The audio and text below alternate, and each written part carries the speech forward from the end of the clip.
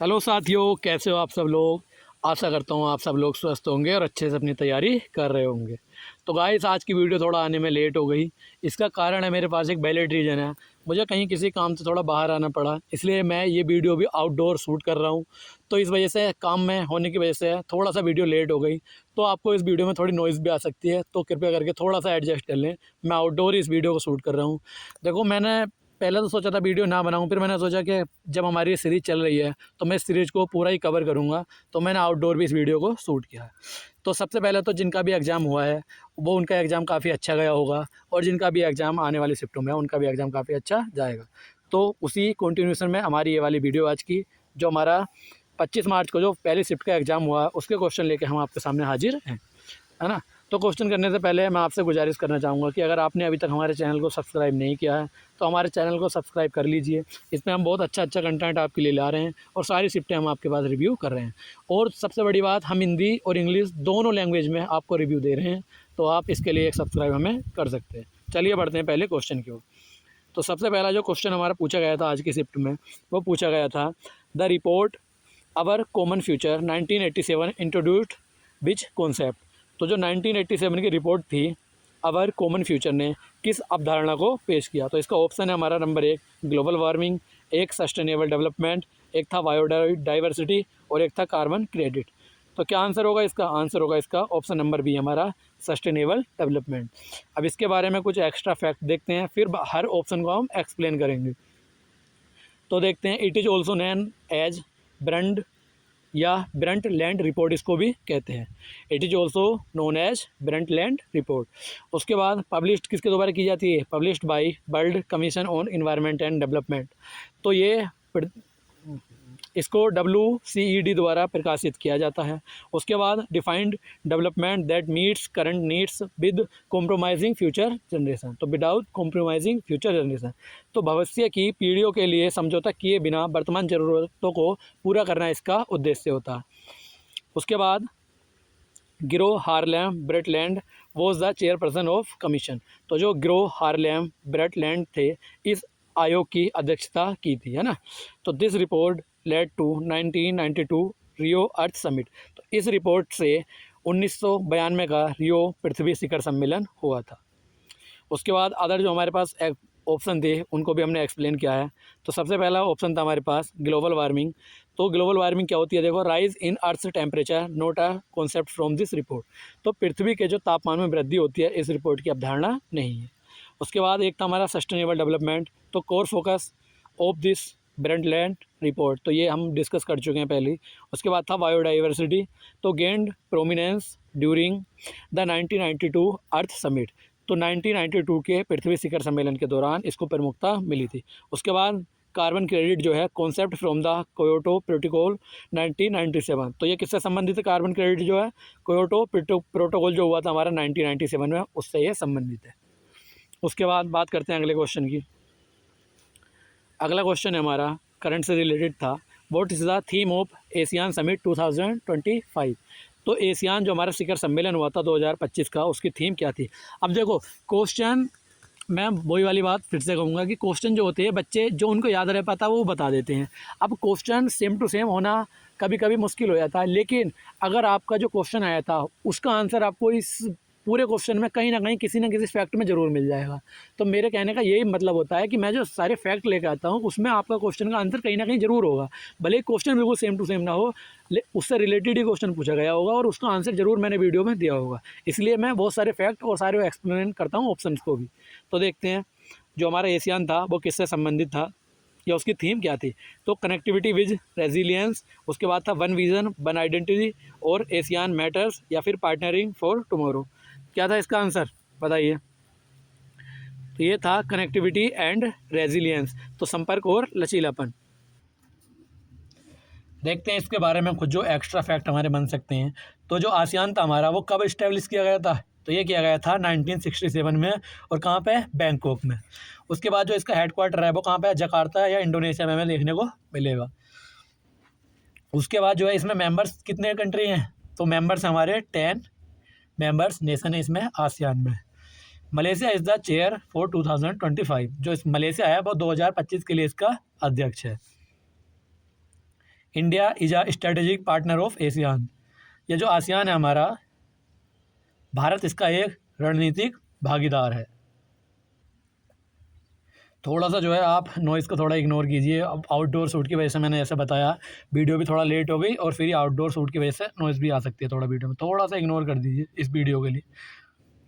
तो उसके बाद बात करते हैं जो हमारे और ऑप्शन थे, कनेक्टिविटी एंड रेजिलियंस ऑफिशियल 2025 की थीम थी। उसके बाद जो one vision part of ASEAN motto है ना, जो आसियान का मोटो था या आदर्श वाक्य का हिस्सा, ये क्या था हमारा वन विजन। उसके बाद आसियान मैटर्स, ये थीम फॉर द 2023 समिट की। तो जो 2023 की थीम थी वो थी हमारी आसियान मैटर्स। उसके बाद partnering for tomorrow, general phrase used in diplomacy. तो कूटनीति में इस्तेमाल होने वाला सामान्य वाक्यांश है ये पार्टनिंग फॉर टुमारो। उसके बाद हमारा क्वेश्चन बनाता है अगला हिस्ट्री से। हमने देखो क्वेश्चन को उसके सब्जेक्ट के साइड डिवाइड कर दिया है, जिससे आप ये भी अंदाज़ा लगा पाओ कि किस टॉपिक से कितने क्वेश्चन बनने हैं, है ना। तो सबके सामने आपके सब्जेक्ट भी पहले क्वेश्चन से लिखा हुआ था, जैसे हमारे हिस्ट्री से संबंधित क्वेश्चन है। तो what was the period of the national emergency, ये हिस्ट्री लिख दिया, ये पॉलिटी से संबंधित है। What was the period of India national emergency in India under article 352। तो अनुच्छेद जो हमारा 352 है, इसके तहत भारत में राष्ट्रीय आपातकाल की अवधि क्या है। तो वो क्या पीरियड था जब हमारी इमरजेंसी लगी थी अंडर आर्टिकल 352 के, नेशनल इमरजेंसी। तो वो 1962, या फिर इसका ऑप्शन देखो नीचे आंसर ही दे रखा है सीधा, उसको देख लेते हैं, क्यों वीडियो को लंबी करना। तो आंसर हमारा 1975 टू 1977। इसके बारे में कुछ एक्स्ट्रा डिटेल है, फैक्ट है, जैसे declared on the ground of internal disturbance. तो ये किस ग्राउंड पे लगी थी, इंटरनल डिस्टर्बेंस की। और जो प्रेसिडेंट थे वो फ़खरुद्दीन अली अहमद थे, जिन्होंने इसको साइन किया था। उसके बाद रिकमेंड की गई थी ये पीएम इंदिरा गांधी के द्वारा, उस टाइम पे जो पीएम थी इंदिरा गांधी थी। और 44th अमेंडमेंट 1978 जो था, चेंज कर दिया इसको आर्म्ड रेबेलियन। जो पहले इंटरनल डिस्टर्बेंस था, इसको चेंज कर दिया गया था हमारे 44वें संविधान संशोधन से आर्म्ड रेबेलियन के या सशस्त्र विद्रोह में बदल दिया गया था इसको। अब उसके बाद जो फंडामेंटल राइट्स हैं under article 20 and 21 can not be suspended. तो अगर ये नेशनल इमरजेंसी लगती है तो इसके लगने के बाद भी जो हमारे आर्टिकल है फंडामेंटल के राइट्स के, वो 20 और 21 उनको सस्पेंड नहीं किया जा सकता। उसके बाद और अदर एक्सप्लेनेशन है 1962 से 1968 फर्स्ट इमरजेंसी थी हमारी ड्यू टू इंडो चाइना या वॉर। उसके बाद 1971 से 1975 तक सेकेंड इमरजेंसी थी, किसके, ड्यू टू इंडिया पाक या पाकिस्तान के साथ जो हमारा युद्ध हुआ था। उसके बाद 75 से ये वाला देख ही लिया हमने। 1980 से 1982 no national emergency during this time. तो इस टाइम हमारी कोई भी इमरजेंसी नहीं थी, जो हमारा ऑप्शन था ये उसको हमने एक्सप्लेन किया। बाकी कुछ चीज़ आप खुद से भी पढ़ सकते हैं, हिंदी में भी लिखी हुई है ना, तो मैं इस टाइम इंग्लिश में डिस्कस कर रहा हूँ, हिंदी में भी मैं बता देता हूँ, लेकिन आप खुद भी ये पढ़ सकते हैं। ये सारी PDF में अपनी टेलीग्राम चैनल पर क्लास अपलोड होने के थोड़ी देर बाद डाल देता हूँ। उसके बाद बढ़ते हैं, अगला क्वेश्चन जो था हमारा इंटरनेशनल न्यूज़ थी। तो which UNESCO program so the inclusion of Oman recently. हाल ही में ओमान को यूनेस्को के किस कार्यक्रम में शामिल किया गया है। तो ये वर्ल्ड हेरिटेज साइट, विश्व धरोहर स्थल, 4 ऑप्शन थे इसमें, तो इसका ऑप्शन नंबर हमारा होगा बी सही, मैन एंड बायोस्फीयर। तो इसमें इसको शामिल किया गया है। एक्स्ट्रा देखते हैं फैक्ट इसके बारे में। तो मैप लॉन्चेस बाय यूनेस्को इन 1971 और फोकस ये किस पे करता है, सस्टेनेबल ह्यूमन एनवायरमेंटल इंटरेक्शन।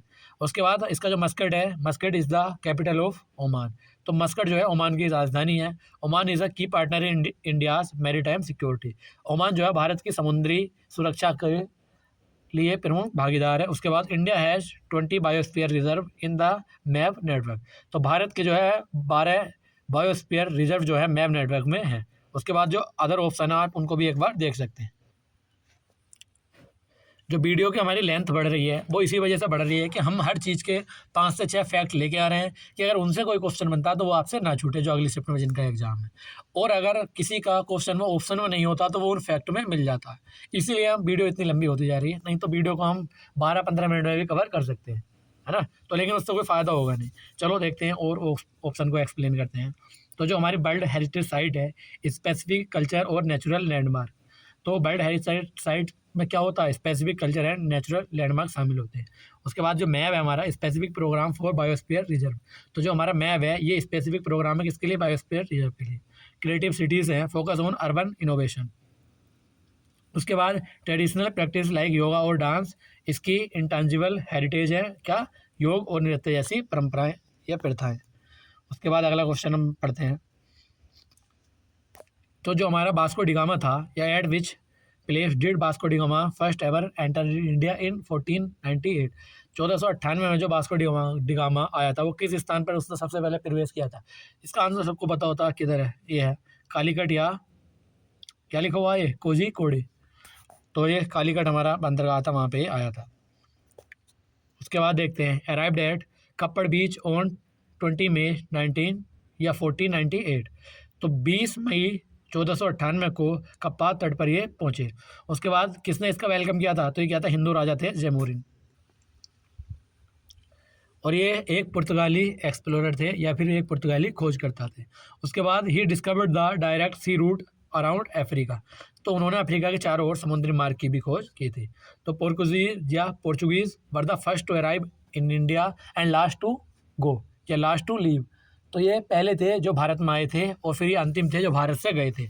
तो इनको सबसे लास्ट में गोवा से निकाला गया था 1961 में शायद।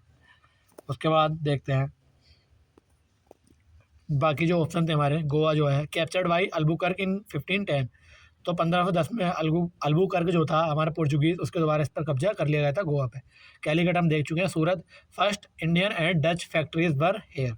तो पहली अंग्रेजी और डच फैक्ट्रियाँ यहीं थी। उसके बाद जो कोचीन हमारा first Portuguese fort built here. तो 1503 में यहाँ पुर्तगाली किला बना था। उसके बाद अगला क्वेश्चन है हमारा, क्वेश्चन नंबर 6 है, which European power conducted the first blue operation by Dutch. ये देखो, ये ब्लू वाटर पॉलिसी के नाम से पहले भी ये वाला क्वेश्चन बन चुका है, किसी न किसी शिफ्ट में मैंने रिव्यू कराया है। तो ब्लू वाटर पॉलिसी के नाम से क्वेश्चन बना था। तो डचों द्वारा प्रथम ब्लू ऑपरेशन किस यूरोपीय शक्ति के खिलाफ था? किसके खिलाफ था? ये था डच के खिलाफ। नहीं,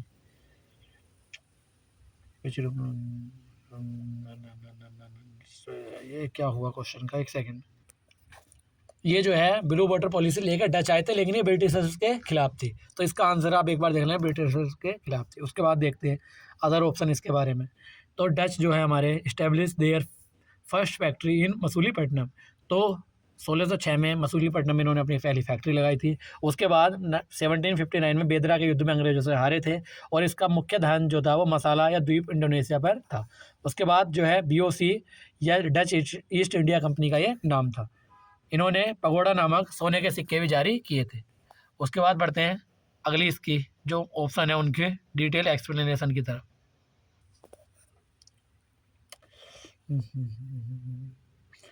तो इनके जो प्रमुख द्वंद्वी थे या प्रतिद्वंदी थे जिन्होंने अंततः डच को बाहर कर दिया, वो थे ब्रिटिशर्स।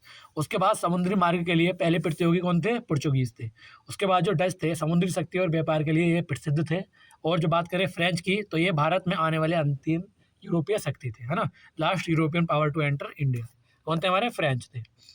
उसके बाद अगला क्वेश्चन है हमारा, in which river valley is the Bhimbetka rock shelter located. तो भीमबेटका जो रॉक शेल्टर है वो किस नदी के घाटी में स्थित है? तो ये हमारे नर्मदा नदी के। इसके बारे में कुछ एक्स्ट्रा डिटेल देखते हैं। Located in Raisen district of Madhya Pradesh. तो मध्य प्रदेश का जो रायसेन डिस्ट्रिक्ट है ये वहाँ पर लोकेटेड है। और इसको जो है खोज किसने की थी, डिस्कवर किसने किया था? तो वो गया था BS बकांकर ने इन 1957। उसके बाद यूनेस्को की वर्ल्ड हेरिटेज साइट में इसको कब इंक्लूड किया गया? 2003 में। तो ये show transition from paleolithic to mesolithic age. तो ये हमारा पूरा पाषाण से मध्य पाषाण काल के संक्रमण को, यह एक ट्रांजिशन को दिखाता है। उसके बाद ये फेमस किसके लिए है? फेमस हमारा केव पेंटिंग्स के लिए, गुफा चित्रकारी के लिए। अब देखते हैं कुछ एक्स्ट्रा फैक्ट ऑप्शन को। तो प्रमुख नदी लेकिन भीमबेटका से जुड़ी हुई नहीं है, वो कौन सी है? हमारी गंगा प्रमुख नदी है, लेकिन भीमबेटका से इसका कोई भी संबंध नहीं है। बात करते हैं नर्मदा, वो देख ही चुके। यह वह घाटी है जहाँ पर मानव अवशेष या मानव आवास मिलते हैं।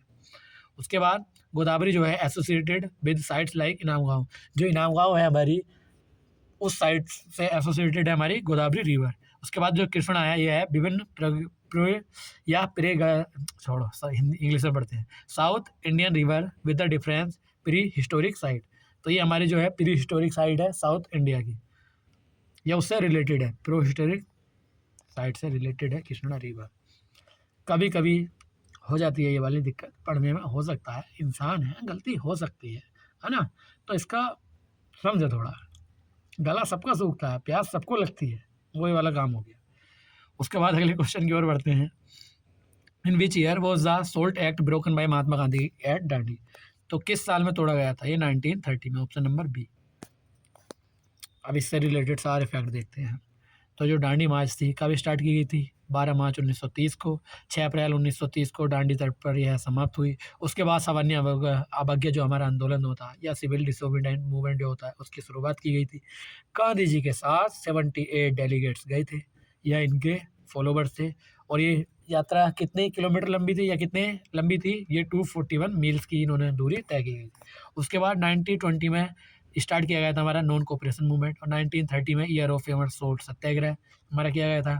1942 में start of quit India movement या फिर भारत छोड़ो आंदोलन की शुरुआत की गई थी। और 1999 में आया था हमारा roulette act. And Jallianwala Bagh जो हत्याकांड हुआ था वो भी हमारा 1919 को ही हुआ था। बढ़ते हैं अगले क्वेश्चन की ओर। अगर इस तरीके से हम करेंगे तो शायद ये वीडियो हमारी बहुत लंबी हो जाएगी, तो इसलिए एक काम करते हैं, मैं जो है जल्दी जल्दी ये क्वेश्चन कराता हूँ। ऑप्शंस की एक्सप्लेनेशन आप थोड़ा सा पीडीएफ से भी देख सकते हैं, जो मैं टेलीग्राम चैनल पे अपने डाल दूँगा, है ना। तो जो विच industry is prominently founded in Brahmaputra valley of Assam, तो जो हमारी ब्रह्मपुत्रा वैली है असम की, उसमें कौन सी नदी पाई जाती है या कौन सी इंडस्ट्री पाई जाती है? नदी का नाम दे रहा हूँ। तो टेक्सटाइल, टी एंड ऑयल या फिर टी एंड ऑयल इसका सही आंसर होगा। देखते हैं कुछ एक्स्ट्रा फैक्ट। तो डिगबोई जो है भारत की सबसे पुरानी तेल रिफाइनरी है, और जो Assam is the largest tea producer in India है। उसके बाद ब्रह्मपुत्रा वैली जो है वो फर्टाइल एलुवियल सोयल है। और उसके बाद जो हमारे प्रमुख तेल क्षेत्रों में नाहर, कटिका और मोरन शामिल हैं। और जो चाय की खेती के लिए आकर्षक या चाय की खेती के लिए अधिक वर्षा और ढलान वाली भूमि की आवश्यकता होती है। उसके बाद देखते हैं हम और ऑप्शन जो है, जो गुजरात और महाराष्ट्र से जो प्रमुख हैं वो है हमारी टेक्सटाइल इंडस्ट्री। और असम के जो पारंपरिक और मुख्य जो उद्योग हैं वो है टी एंड ऑयल। और जो बेंगलुरु और हैदराबाद में प्रमुख है वो है आईटी सेक्टर हमारे। और सूरत जो है हीरा कटिंग के लिए प्रसिद्ध है ना। पन्ना की तमन्ना है कि हीरा मुझे मिल जाए। पन्ना कहाँ पे है? गुजरात में। अगला क्वेश्चन हमारा, विच industry has the highest weightage in the index of 8 core industries. तो 8 जो हमारे कोर उद्योग के सूचकांक में किस उद्योग का वेटेज सबसे अधिक है? स्टील, कोयल्स या रिफाइनरी प्रोडक्ट? आंसर पहले ही दिखा दे रहा हूँ मैं, गलती तो कर रहे हैं। तो देयर आर कोर 8 इंडस्ट्री है हमारे देश में, जिसमें वेटेज है रिफाइनरी का 28.04%, इलेक्ट्रिसिटी है 19.85%, स्टील है हमारा 19.92%। तो ये जो है ऊपर की हमारी टॉप की 3 है। उसके बाद जो फर्टिलाइजर्स है द लोएस्ट वेटेज, उर्वरक का जो हमारा फर्टिलाइजर है उनका सबसे कम वेटेज है।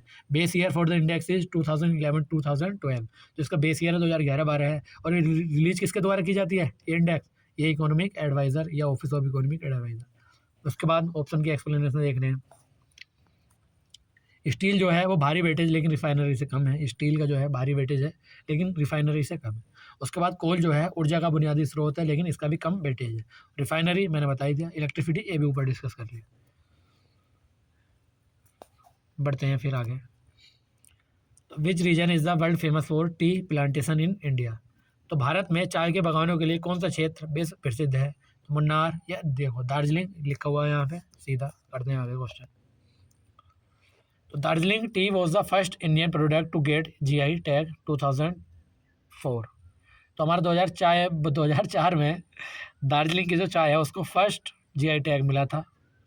उसके बाद known for its unique Muscat flavour, तो ये अपने अनोखे मस्कटेल स्वाद के लिए जानी जाती है।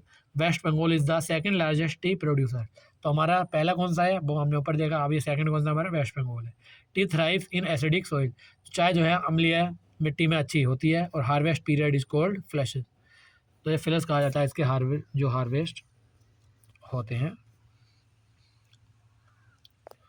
उसके बाद बाकी एक्स्ट्रा डिटेल दे रखी है, आप वीडियो को या तो पॉज करके या फिर पीडीएफ से भी इसको देख सकते हैं। सारे ऑप्शन मैंने यहाँ पे दे रखे हैं। अगर मैं सारे ऑप्शन को एक्सप्लेन करूँगा हर क्वेश्चन के तो वीडियो 1 घंटे से लंबी चली जाएगी, फिर उसका ज़्यादा बड़ा फ़ायदा तुम्हें भी नहीं होगा, तुम भी देख नहीं पाओगे। इसलिए वीडियो के ऑप्शन जो हैं ये पीडीएफ के या बाकी सारे क्वेश्चन के ये आप पीडीएफ से पढ़ सकते हैं, टेलीग्राम चैनल में मैं डाल दूँगा, या फिर आप वीडियो को पॉज भी कर सकते हैं। अभी 12th क्वेश्चन पे हम आए हैं, अभी बहुत सारे क्वेश्चन हैं तो इसलिए हम बोल रहे हैं आप उसको जो है टेलीग्राम चैनल से डाउनलोड करके भी पढ़ सकते हैं। बात करते हैं what is the milky secretion produced by the plant of defence. तो जो रक्षा के लिए पौधों द्वारा उत्पादित दूध या दूधिया स्राव क्या कहलाता है? ये कहलाता है लेटेक्स, जिसको हम रबड़ भी शायद बोलते हैं।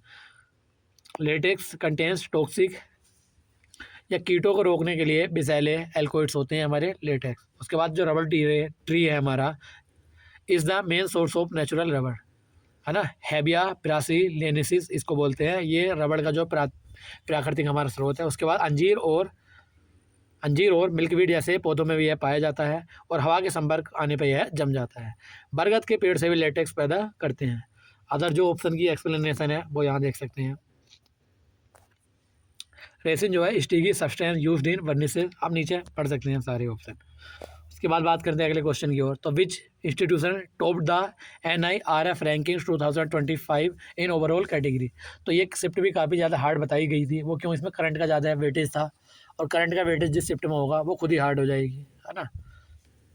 मैथ भी ज़्यादा कैलकुलेटिव बता रहे थे बच्चे की, मैथ भी थोड़ी ठीक ठाक कैलकुलेटिव थी। तो किसने किया है यहाँ पर टॉप रैंक, ये किया है हमारा IIT मद्रास ने। देखते हैं कुछ एक्स्ट्रा फैक्ट जो है। IIT मद्रास जो है लगातार कई वर्षों से शीर्ष पे रहा है और जो NIRF 2015 में शिक्षा मंत्रालय द्वारा शुरू किया गया था, उसके बाद जो है शिक्षण और संस्थानों जैसे मानकों पर ये रैंक करता है। उसके बाद IISc Bangalore usually top the research category. और बात करते हैं JNU is the often top in the university category. तो JNU जो है अक्सर यूनिवर्सिटी श्रेणी में शीर्ष पर रहता है। उसके बाद देखते हैं अगले क्वेश्चन। IIT मद्रास जो है क्या है वो, the overall best performing institute in India. उसके बाद IIT बॉम्बे जो हमारा कंसिस्टेंटली है इन टॉप 3 में लगातार से बने हुआ IIT बॉम्बे। एम्स जो है top in the medical category, AIIMS जो है हमारा मेडिकल कैटेगरी में टॉप है बिल्कुल। अगला क्वेश्चन देखते हैं। Which aims develop the advance brain supernova for neuro surgery. तो किस एम्स ने न्यूरो सर्जरी के लिए एडवांस ब्रेन सुपरनोवा विकसित किया है। तो यह कि इसका आंसर एम्स भोपाल होगा, या एम्स दिल्ली होगा, या एम्स ऋषिकेश होगा, या फिर एम्स जोधपुर होगा। क्या होगा इसका आंसर, इसका आंसर होगा हमारा एम्स दिल्ली। जो एम्स हमारा दिल्ली है उसने किया है इसमें टॉप का नाम आ रहा है, ये एडवांस ब्रेन सुपरनोवा इन्होंने डेवलप किया है। AIIMS Delhi is the apex public medical institute of India. जो एम्स दिल्ली है भारत का शीर्ष सार्वजनिक चिकित्सा स्थान है। इसकी स्थापना हुई थी 1956 में और जो रोबोटिक और सटीक जानकारी में अग्रणी है ना। सुपरनोवा सिस्टम ब्रेन मैपिंग के लिए AI का उपयोग करता है। और जो राजकुमारी अमृत कौर है उनको एम्स दिल्ली की पहली अध्यक्ष थी हमारी राजकुमारी अमृत कौर। उसके बाद बात करते हैं अलग ऑप्शन जो है हमारे, जो एम्स भोपाल है वो PMSSY के तहत स्थापित किया गया एम्स है, जो नया बिल्कुल स्थापित किया गया है। उसके बाद बात करते हैं एम्स ऋषिकेश की। तो ये ऊंचाई वाली दवाइयों के लिए प्रसिद्ध है। और उसके बाद बात करते हैं एम्स जोधपुर की। तो ये सौर ऊर्जा द्वारा संचालित स्वास्थ्य तकनीक में अग्रणी है। तो leading in the solar powered health care tech. उसके बाद एक क्वेश्चन हमारा फिजिक्स है। What is the phenomena of bending of light while entering into another medium. तो जो प्रकाश की किरण आती है और आकर किसी माध्यम से टकराती है और फिर जो है अपने मुड़ जाती है, या तो अभिलंब की ओर झुक जाती है, या फिर नॉर्मल से हमारी दूर हट जाती है, इसको क्या बोलते हैं, किधर refraction. Option number B refraction इसका आंसर होगा। उसके बाद बात करते हैं प्रकाश की जो गति है, गति में परिवर्तन के कारण इसका मुड़ना होता है। और जो स्नेल का नियम द्वारा गवर्न बाई स्नेल्स लॉ, तो स्नेल के नियम द्वारा ये की जाती है शासित, कैसे, sine I upon sine R, ये होता हमारा स्नेल का नियम। उसके बाद विरल से सघन में जाएगी तो अभिलंब की ओर जुड़ जाएगी, यानी कि रेयर से डेंसर में जाएगी तो बेंड्स टुवर्ड द नॉर्मल, और अगर डेंसर से रेयर में जाएगी तो उसके बाद bends away from the normal. ये इसके बारे में करेक्टरिस्टिक्स है, इसको ध्यान रखेंगे। अब इसके कारण ही अपवर्तन के कारण ही हमारे तारे जो है टिमटिमाते हुए दिखाई देते हैं। और देखते हैं कुछ अलग से फैक्ट है। रिफ्लेक्शन का मतलब ये होता है बाउंसिंग बैक ऑफ लाइट, प्रकाश की किरण आई, टकराई और वापस उसी माध्यम में लौट गई, ये हमारा होता है रिफ्लेक्शन या प्रकाश का परावर्तन। और माध्यम परावर्तन के कारण मुड़ना होता है, वो मैंने बता दिया। डिफ्रैक्शन क्या होता है, तीखे कोनों के कारण या तीखे कोनों के चारों ओर मुड़ना, बेंडिंग अराउंड शार्प कॉर्नर्स। और पोलराइजेशन होता है restriction light to one plane, या प्रकाश को एक ही तल में सीमित करना, या बहुत सारी लाइट आई और एक ही तल में आकर सीमित हो गई तो उसको बोलते हैं पोलराइजेशन। उसके बाद अगला क्वेश्चन था हमारा हिस्ट्री से। तो which text describe the past lifes of Buddha. तो ये क्या है, हमारी जातक टेल्स बताती हैं इसके बारे में, है ना, या इनके बारे में जो हमारी जातक टेल बताती हैं। उसके बाद देखते हैं कुछ एक्स्ट्रा फैक्ट है हमारी।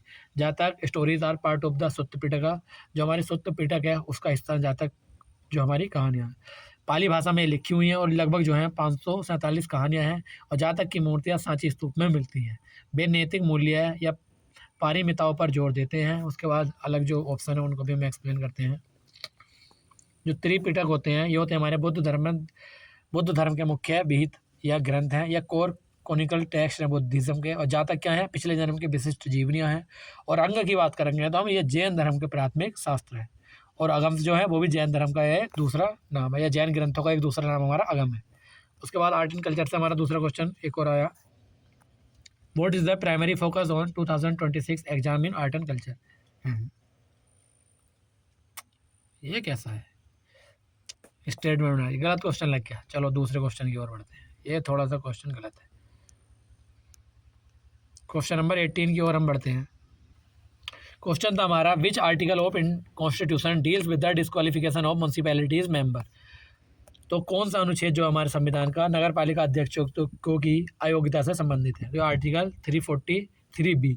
तो या तो आर्टिकल देकर पूछा गया होगा ये किससे संबंधित है, या फिर इस तरीके से पूछा गया होगा संबंध दे रखा होगा तो फिर उसका आर्टिकल पूछ लिया होगा। जो भी पूछा होगा सब कवर किया हमने, बचेगा कुछ नहीं, टेंशन ना लो आप।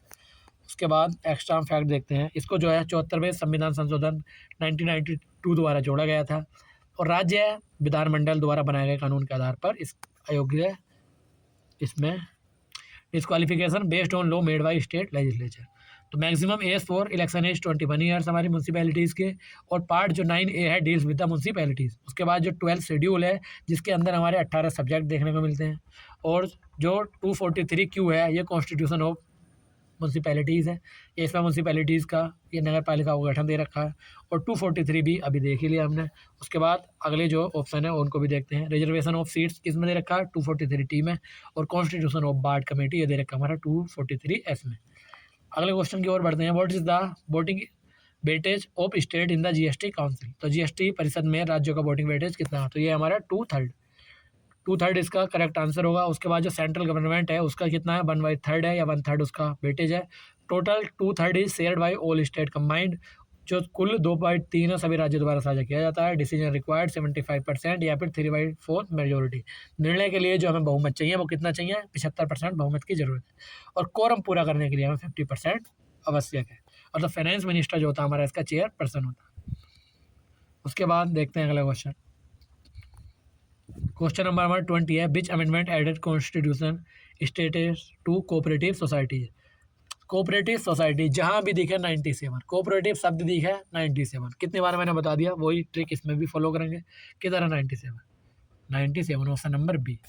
तो इसने जो पार्ट ऐड किया था वो 9B किया था कॉन्स्टिट्यूशन में। और उसके बाद कुछ और एक्स्ट्रा डिटेल है। सहकारी समिति बनाना एक मौलिक अधिकार बना दिया था इसने अंडर द आर्टिकल 19(1)(c) के तहत। और एडेड डायरेक्टिव प्रिंसिपल आर्ट या आर्टिकल जो हमारा 43B में इसने जोड़ा था नीति निर्देशक सिद्धांतों को। उसके बाद जो सहकारी समितियों को लोकतांत्रिक और पेशेवर बनाना इसी का एम था। अब ये इफेक्ट में कब आया था, यह आया था February 2012। अदर और भी ऑप्शन हमने दे रखे हैं। उसके बाद जो हमारी जुडिशरी है उससे एक क्वेश्चन था, which article empower the supreme court to review its own judgement. तो कौन सा अनुच्छेद उच्चतम न्यायालय को अपने ही निर्णय की समीक्षा करने की शक्ति देता है। कौन सा आर्टिकल है, आर्टिकल 137। उसके बाद देखते हैं, सुप्रीम कोर्ट अपने पिछले फैसलों के लिए बाध्य नहीं है। और उसके बाद और बात करते हैं तो कानून की स्पष्ट गलतियों को सुधारने के लिए किया गया था ये। और उसके बाद जो नए सबूतों की खोज के आधार पर समीक्षा, तो जो नए सबूत मिलते हैं उसके खोज के आधार पर भी समीक्षा की जा सकती है। जैसे कि कोई पहले और वो इन्होंने पास कर दिया और उसके बाद कुछ नए एविडेंस उसमें मिलते हैं तो सुप्रीम कोर्ट अपने निर्णय को भी फिर से रिव्यू कर सकता है। उसके बाद सुप्रीम कोर्ट जो है जो रिकॉर्ड है वो कोर्ट का, ये भी आर्टिकल 129 में बताता है। तो Supreme Court is a record of court या court of record. Seat of SC in Delhi article 130। तो सुप्रीम कोर्ट की जो सीट दिल्ली में होगी ये किसमें लिखा, आर्टिकल 130। अदर एक्सप्लेनेशन भी दे रखी है, जैसे 124 बात करता है सुप्रीम कोर्ट की स्थापना की। और 137 समीक्षा की शक्ति। 143 एडवाइजरी जुडिक्शन या सहकारी या सलाहकारी क्षेत्राधिकार। उसके बाद 131 है ओरिजिनल जुडिक्शन। अगले क्वेश्चन की ओर बढ़ते हैं। LPG रिफॉर्म से फिर क्वेश्चन बना है हमारा, the new industrial policy of 1991 introduce which economic model. तो 1991 की जो नई औद्योगिक नीति ने किस आर्थिक मॉडल की शुरुआत की थी। तो गांधीयन मॉडल या LPG, ये लिखा तो है LPG, ऊपर भी लिखा हुआ है। इस टाइम फाइनेंस मिनिस्टर थे, मैंने बताया था, doctor Manmohan Singh. The best finance minister of our country. उसके बाद जो है इस टाइम जो पीएम थे पीवी नरसिम्हा राव थे और known as Rao Manmohan model, तो इसको राव मनमोहन मॉडल के रूप में भी जाना जाता है। इसने जो है लाइसेंस राज को समाप्त कर दिया था और इंडिया की मार्केट को ओपन कर दिया था वर्ल्ड के लिए। उसके बाद अगला क्वेश्चन हम देखते हैं, आप इनको पॉज करके भी पढ़ सकते हैं। इन 1991 India's foreign reserve was enough for how many weeks of import. तो ये 2 वीक्स के लिए हमारे पास बचा था। भारत का जो 1991 में विदेशी मुद्रा भंडार था तो इतने आयात के लिए ही बस बचा था। बात करते हैं इसके बारे में कुछ एक्स्ट्रा फैक्ट जो है। तो उस टाइम हमें leading of balance of payment देखने को मिला था, क्राइसिस आ गया था हमारे पास और उस टाइम 67 जो टन सोना था वो हमारा गिरवी रखा पड़ा था और जो lead to the devaluation of rupee, तो रुपया का जो मूल्य अवमूल्यन हो गया था वो भी इसी के कारण हुआ था। उसके बाद जो खाड़ी युद्ध और तेल की कीमतों में वृद्धि से संकट गहराया था और जो वर्तमान में 10 महीनों से अधिक का हमारे पास भंडार रहता है। बात करते हैं अगले कुछ ऑप्शन यहाँ पे दे रखे हैं, आप उसको भी आसानी से देख सकते हैं। थोड़ा सा जो है नॉइस को भी इग्नोर करेंगे, आउटडोर की वजह से नॉइस आ रही है। तो अगला क्वेश्चन हमारा, who called the directive principle life going provision of the constitution. तो ये किसने कहा था, ये कहा था हमारा LV सिंघवी। देखते हैं कुछ इसके बारे में एक्स्ट्रा फैक्ट। तो जो हमारा DPSP है वो पार्ट हमारे 4 में देखने को मिलते हैं, 36 है 51 आर्टिकल तक। ये कहाँ से बोरो किए गए हैं, आयरिश कॉन्स्टिट्यूशन से, और ये नॉन जस्टिफाइबल है इन नेचर में और एम फॉर वेलफेयर स्टेट की हमारा एम करते हैं। और Ambedkar called the noble feature in, Ambedkar ने इन्हें नोबल फीचर भी कहा था। उसके बाद बात करते हैं अगले कुछ क्वेश्चन की। तो वेयर इज़ द बन्नेरघट्टा राष्ट्रीय उद्यान या बन्नेरघट्टा नेशनल पार्क कहाँ पर है, तो कहाँ पर हमारा बेंगलुरु में। जल्दी जल्दी क्वेश्चन को करते हैं हम। इसकी स्थापना कब हुई थी, 1971 में हुई थी। First butterfly park in India was open here 2006 में। और उसके बाद part of the wildlife corridor for elephant, तो ये हाथियों के लिए वन्य जीव गलियारे का हिस्सा है। लोकेटेड कहाँ पे है, कर्नाटका में ये स्थित है। उसके बाद बात करते हैं featured a biological park and pet corner, तो जैविक पार्क और पेट कॉर्नर यहाँ पे हैं। अगले ऑप्शन के बारे में एक्सप्लेनेशन है। चेन्नई में जो है हमारा गिंडी नेशनल पार्क यहाँ पे देखने को मिलता है। बेंगलुरु में the city closest to Bannerghatta, Bannerghatta के सबसे नज़दीकी शहर बेंगलुरु है। मैसूर जो है बांदीपुर लोकेटेड नियर मैसूर, तो बांदीपुर मैसूर के पास स्थित है। हैदराबाद जो है KBR national park is here. अगला क्वेश्चन देखते हैं, फिजिक्स से हमारा क्वेश्चन था, mechanical energy is the sum of potential energy and which other energy. तो यांत्रिक ऊर्जा जो है स्थितिज ऊर्जा और किस ऊर्जा का योग है, तो ये है हमारी काइनेटिक एनर्जी का। तो मैकेनिकल एनर्जी को हम लिखते हैं PE × KE, तो ये पोटेंशियल एनर्जी है, फिर वो काइनेटिक एनर्जी है ना। पोटेंशियल एनर्जी और काइनेटिक एनर्जी, इसके बारे में और नीचे डिटेल दे रखी है, देख सकते हैं आप। अब falling Apple converts potential energy into kinetic energy. कोई चीज़ रुकी हुई है तो उस टाइम उसमें पोटेंशियल एनर्जी है, जैसे ही वो गति करने लगती है तो फिर उसकी पोटेंशियल एनर्जी कन्वर्ट हो जाती है किसमें, काइनेटिक एनर्जी में। और काइनेटिक एनर्जी होती है ड्यू टू मोशन, या गति के कारण उत्पन्न होती है हमारी काइनेटिक एनर्जी। तो उसके बाद देखते हैं अगला क्वेश्चन हमारा, तो which hot winds blow in the plain of northern India during May और जून। तो मई और जून के दौरान भारत के किन मैदानों में कौन सी गर्म हवा चलती है, या उत्तर के मैदानों में कौन सी गर्म हवा चलती है, तो ये चलती है लू हमारी, जो अब इस टाइम हमें देखने को मिलेगी। तो जो हमारे नदर्न इंडिया में है उसमें इस टाइम लू काफ़ी देखने को मिलेगी हमें, कि लू ही चलेगी, गेहूँ कटाई के टाइम बहुत चलती है। तो इट इज़ होल्ड या it is a local hot and dry wind, यह एक स्थानीय गर्म और शुष्क हवा है। Can cause heat stroke and dehydration, तो लू लगना और निर्जलीकरण इसका कारण बन सकती है ये। और पश्चिम से पूरब की ओर यह चलती है और काल वैसाखी जैसी मानसूनी बौछारें इसके बाद आती है। और जो टिपिकली टेम्परेचर रहता है हमारा 45 डिग्री सेल्सियस के ऊपर भी हो जाता है इसमें।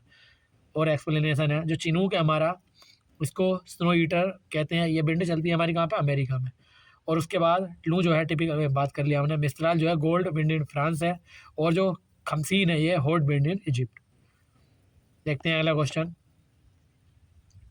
What is the full form of ASCII, ये ASCI, आस्की कुछ और हो जाएगा वो ये, लेकिन इसका मतलब भी, हाँ, American standard code for information interchange, इसका यही वाला आंसर हमारा करेक्ट होगा। आप इसको और गहराई से देख सकते हैं। मुझे जल्दी जल्दी क्वेश्चन खत्म कराने हैं, काफ़ी लंबी वीडियो पहले ही हो गई है, तो मैं सारे क्वेश्चन को इसलिए जल्दी जल्दी करा रहा हूँ। तो use to present text in computer, तो कंप्यूटर में टेक्स्ट प्रेजेंट करने के लिए इसका यूज़ किया जाता है। तो आज की जो हमारे यूज़ करती है 7 बिट या 128 कैरेक्टर। एक्सटेंडेड आज की यूज 8 बिट, जो इसका विस्तृत वर्जन था हमारा आज की, वो 8 बिट का उपयोग करता था। डेवलप की गई थी 1963 में। ये Unicode is a modern successor covering more symbol. तो यूनिकोड जो है एक आधुनिक उत्तराधिकारी है इसका, जिसने इसकी जगह ले ली है। अमेरिकन स्टैंडर्ड बाकी देख सकते हैं आप सर। अगला क्वेश्चन हमारा कंप्यूटर फाइल सिस्टम है। इन यूनिक्स से Linux which symbol represent root directory. तो रूट डायरेक्टरी को हमारा कौन सा सिंबल प्रेजेंट करता है? जो हमारा ऑपरेटिंग सिस्टम है यूनिक्स या लाइनक्स, बताओ कौन सा करता है? दोबारा से करते हैं। तो इसका आंसर होगा हमारा स्लैश, इसका आंसर होगा।